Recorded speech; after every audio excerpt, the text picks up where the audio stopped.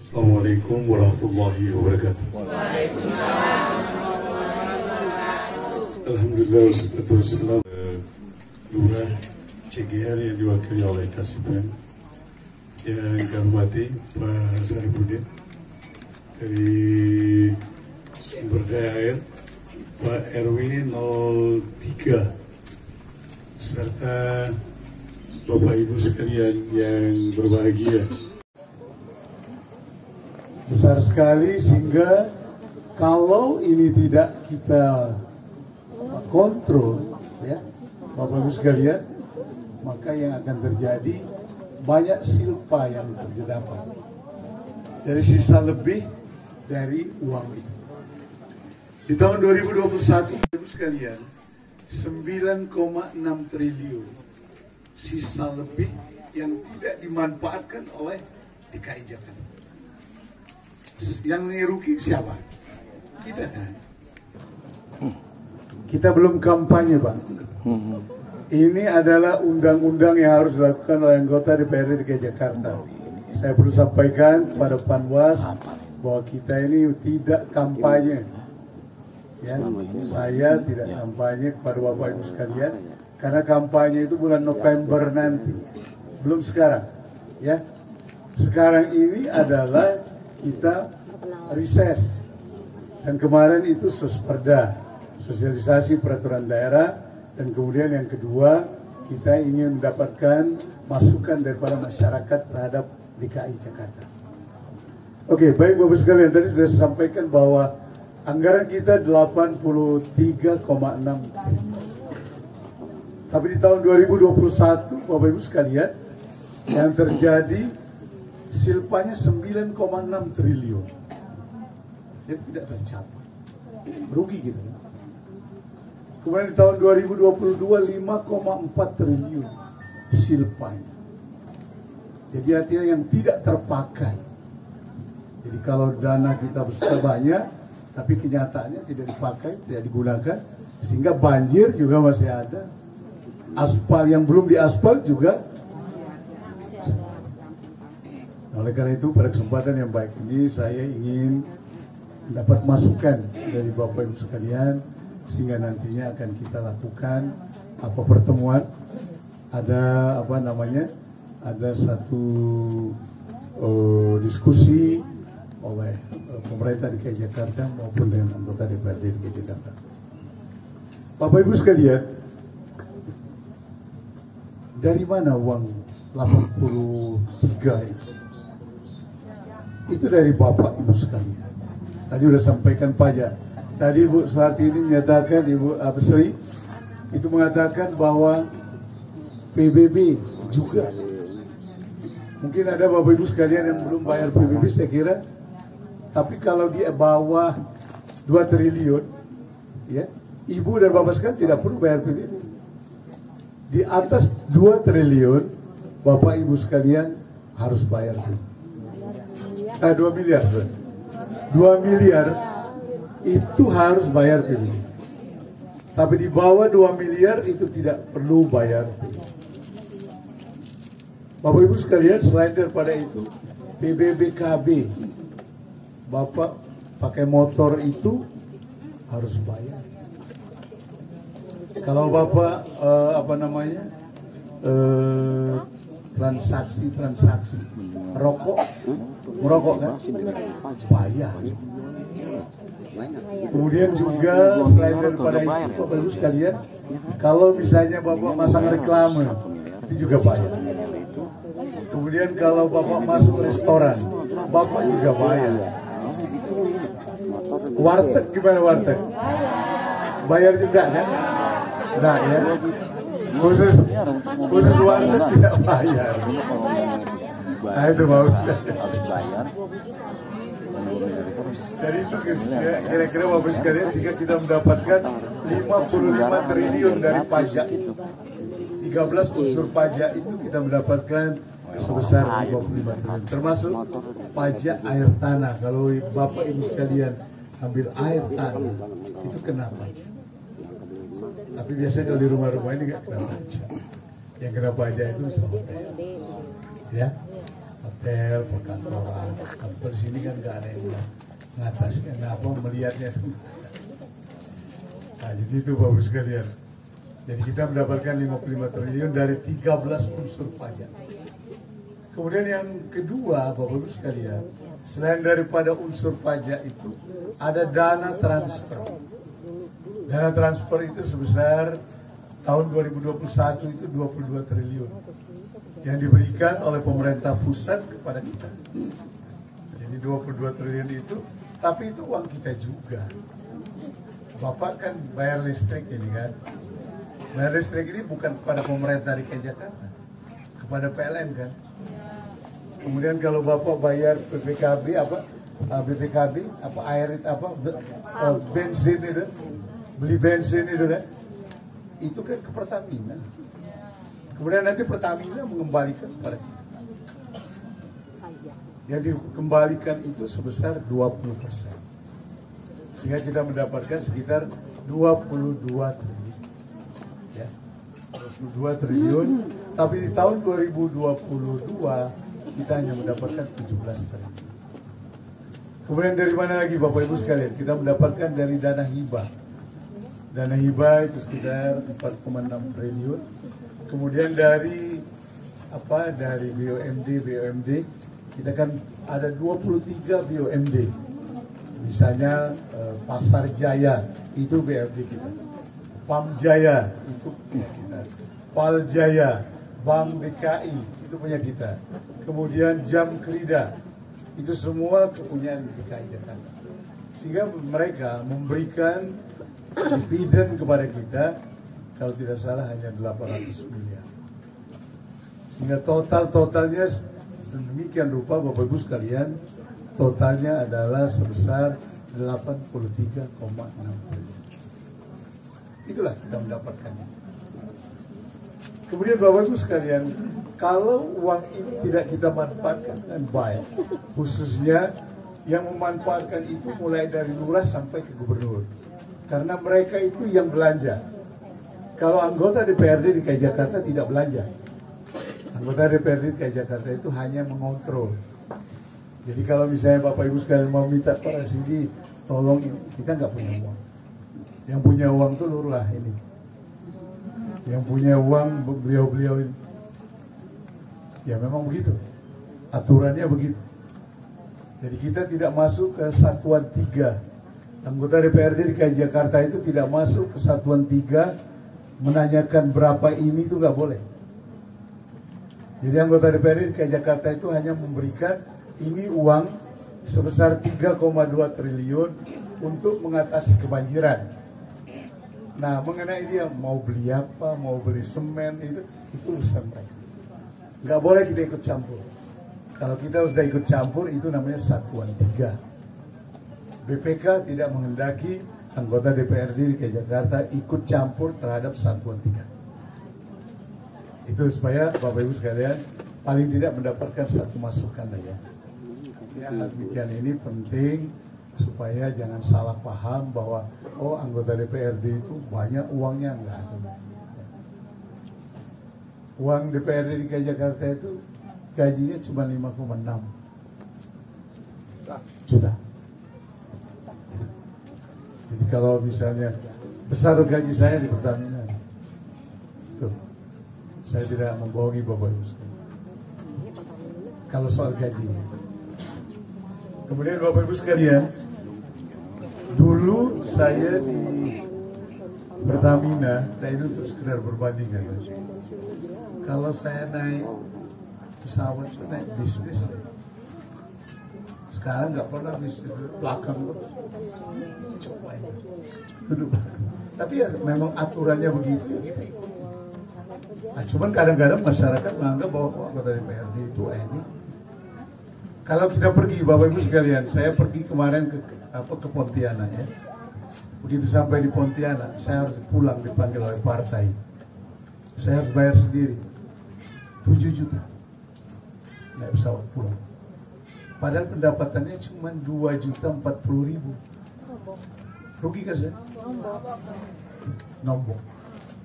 Tapi karena ini perintah, saya lakukan. Ini perlu juga saya sampaikan kepada Bapak Ibu sekalian untuk paling tidak anggota DPRD itu begitu.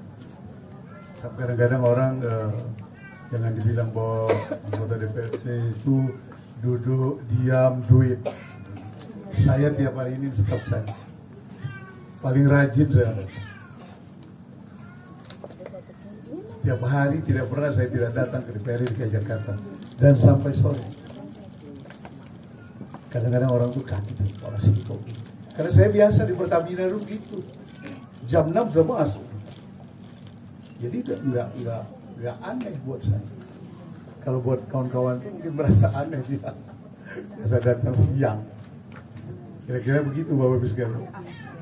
Kemudian yang sebelum saya tutup, untuk Bapak Ibu sekalian silakan bertanya. Saya juga ingin menyampaikan bahwa Pak Gubernur kita, ya Pak Heru Budi itu ingin supaya DKI Jakarta itu tidak banjir lagi. Itu permintaan beliau.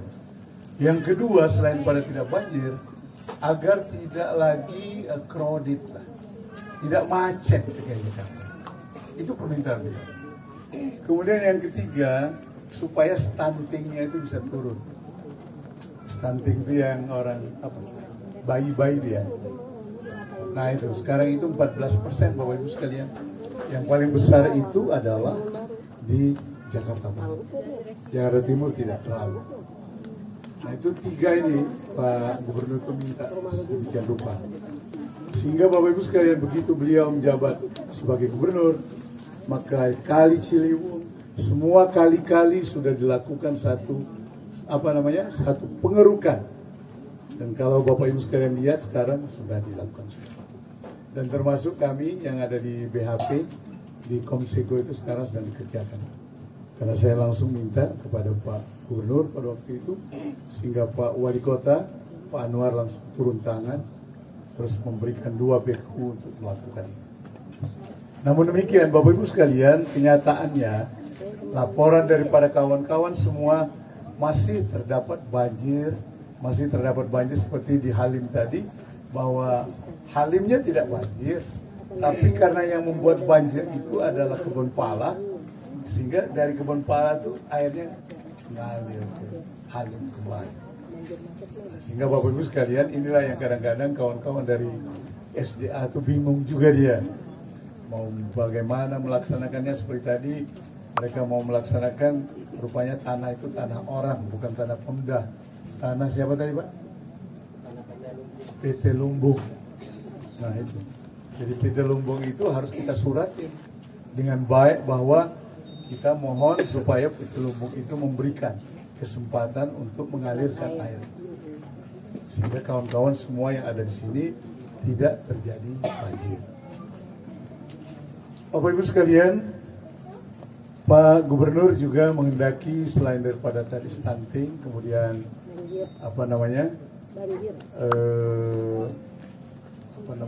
banjir dan tidak lagi crowded itu, ada lagi permintaan beliau, KTP kita yang bukan orang Bekasi, tapi dia punya KTP di sini itu nggak boleh lagi. Jadi Bapak Ibu sekalian yang punya KTP begitu harus diselesaikan. Ya, misalnya kan banyak sekarang ini kalau minta KJP segala macam, ternyata yang mendapatkan itu orang-orang mana? Orang Bekasi, orang Depok, orang kita sendiri nggak ada. Nah inilah yang diminta oleh Pak Gubernur, sekarang sedang dilakukan itu pendataan kembali, sehingga kalau tidak salah hampir 200.000, hampir 200.000. Bukan, se-Jakarta. Se-Jakarta itu hampir 200. Jadi bayangkan oleh Bapak Ibu sekalian, banyak orang yang ber-KTP DKI Jakarta, tapi dia bukan orang Jakarta sebenarnya. Orang Depok, orang Bekasi, orang Bogor. Kemudian juga yang perlu saya sampaikan pada kesempatan yang baik ini Bapak Ibu sekalian, sekarang ini kan sudah ada kendaraan yang berseleweran lah ya, itu apa namanya? Bukan, supaya tidak korupsi. Nah itu sekarang ada itu mobil itu.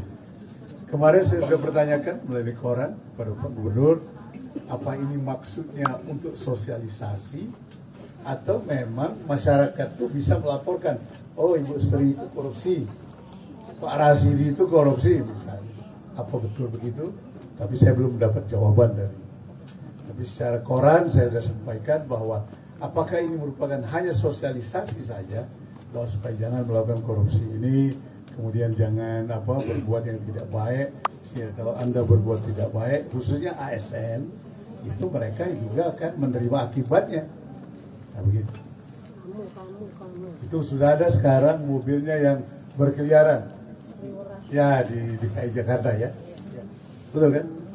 Nah, itu ada dua itu sekarang yang sedang mau digalakkan oleh Pak Gubernur. Yang pertama mengenai sosialisasi itu, atau juga laporan kita kepada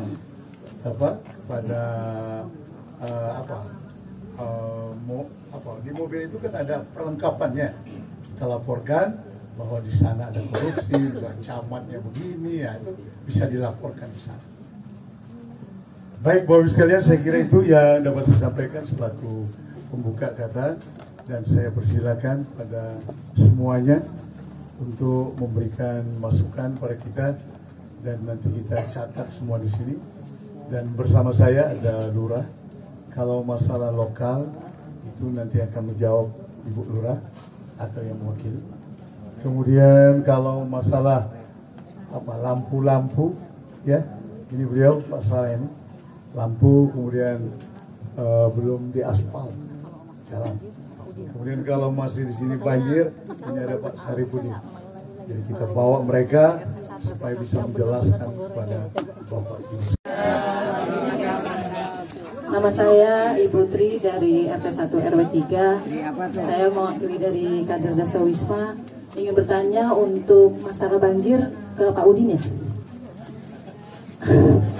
Sebenarnya ini masalah udah susah ya Pak RW juga udah bingung mungkin. Saya mau nanya Pak, cara menangani banjir di RT 1 RW 03 itu, karena kebetulan di daerah kami itu kayak semacam penggorengan gitu Pak. Jadi saya air ini dapatnya dari kiriman dari komplek, dari SMP, turunnya di tempat saya tinggal. Cara menanggulangi ini bagaimana ya Pak, supaya tidak banjir. Kalau air 1 jam besar itu otomatis jalanan saya udah sedengkul. Di rumah saya tinggal segini banget Pak, dikit lagi banjir. Waktu tanggal 25 Februari kebenaran memang masuk Pak, kayak Pak Ji ya, masuk.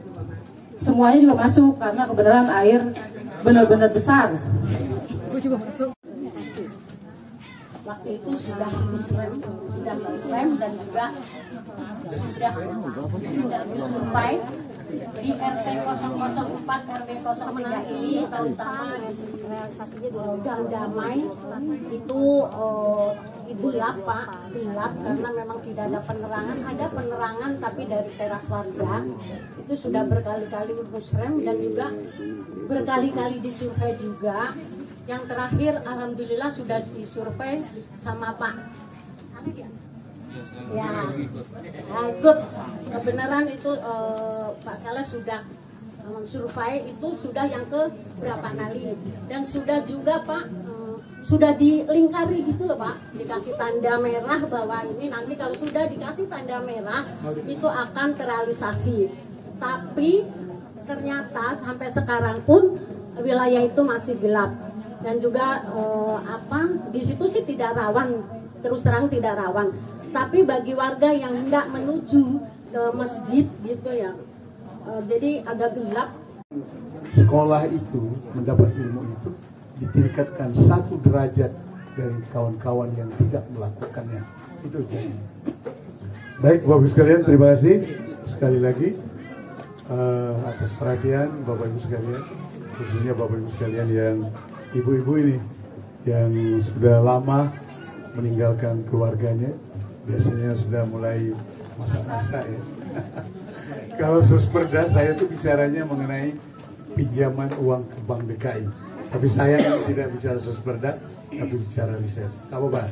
Next saya akan hadir lagi, insya Allah di tempat ini atau di RW ini untuk menjelaskan mengenai sosialisasi peraturan daerah.